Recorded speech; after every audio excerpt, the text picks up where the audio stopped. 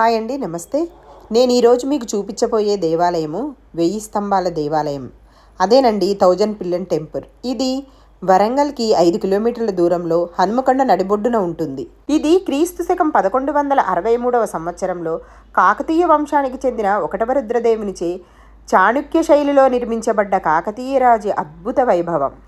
విశ్వబ్రాహ్మణుల పనితనానికి మచ్చుతునుకగా భావితరాలకు మిగిలిన 1000 స్తంభాల గుడి ఈ దేవాలయం. ఈ అద్భుతమైన దేవాలయం నిర్మించడానికి 10 సంవత్సరాలు, 20 సంవత్సరాలు, 30 సంవత్సరాలు కాదండి, ఏకంగా 72 సంవత్సరాలంటే ఒక తరం పట్టిందట. పూర్వం ఈ దేవాలయాన్ని త్రికుటాలయం అని పిలిచేవారట. దానికి కారణం ప్రధానాలయం నక్షత్ర ఆకార మండపంలో ఉండడమే. ఈ మండపాలలో రుద్రేశ్వరుడు, విష్ణువు, సూర్యదేవులు కొలువై ఉండేవారట. ఈ దేవాలయాన్ని 1000 స్తంభాల గుడిగా పిలుస్తూ ఉంటారు కదండి. అది ఏంటంటే ప్రధాన ఆలయంలో 500 స్తంభాలు, కళ్యాణ మండపంలో 500 స్తంభాలు, మొత్తంగా 1000 స్తంభాల గుడి. తూర్పుముఖ అభిముఖంగా రుద్రేశ్వరుడు కొలువై ఉన్నాడు. భక్తుల పాలిట కొంగు బంగారమై కోరుకున్న కోరికలు నెరవేర్చే ఆ దేవదేవుడు ఇదిగోండి, దర్శించుకోండి. ఈ 1000 స్తంభాల ఆలయంలో మనం ఆ 1000 స్తంభాలను లెక్క పెట్టలేమండి. ఎందుకంటారా? స్తంభం పక్కన స్తంభం, స్తంభం మీద స్తంభం, స్తంభం కింద స్తంభం, ఎటు చూసినా ఒకదానిపై ఒకటి, పక్కగా ఒకటి, ఇలా లెక్క పెట్టుకుంటూ మనం అసలు లెక్క పెట్టలేము. అలాంటి స్తంభాలండి 1000 స్తంభాలు. స్వామివారి ముందు మండపం అండి ఇది.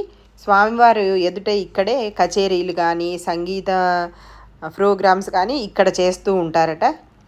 ఇది మండపం అండి, దేవుడికి ఎదురుగుండా కూర్చునే మండపం. దీంట్లో ఎవరిని కూర్చొనివ్వరండి. ఫొటోస్కి ఎలో లేదు, వీడియోస్కి ఎలో లేదు. మేము ఇక కాస్త కూర్చొని తీయడం జరిగింది.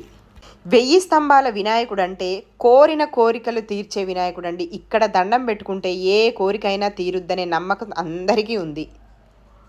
ఇదంతా గుడి అండి. గుడి నుంచి మేము బయటకు వచ్చేసాం. నేను గుడి అంతా కూడా చూపిస్తానండి. ఇంకా ఎదురుగుండా నందీశ్వరుడు ఆ కైలాసం నుంచే వచ్చి కింద కూర్చున్నాడా అనిపించే అంత బాగుంటుంది నందీశ్వరుడు. ఆ నందీశ్వరుని కూడా చూడండి. శివరాత్రి చాలా బాగా జరుగుద్దండి. శివరాత్రిలో దర్శనం చేసుకోవడానికి కూడా కష్టమే ఇక్కడ.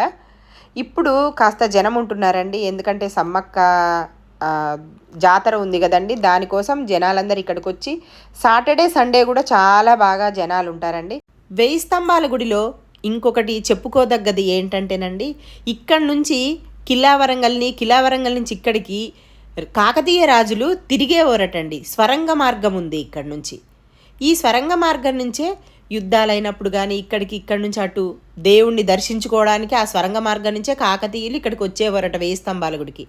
స్వరంగ మార్గం మూసేశారు, కానీ అక్కడ రావి చెట్టు ఉంటుంది, దాని పక్కనే స్వరంగ మార్గం కూడా ఉంటుంది. దానికి ఇప్పుడు తాళాలు వేసేసే ఉన్నాయండి.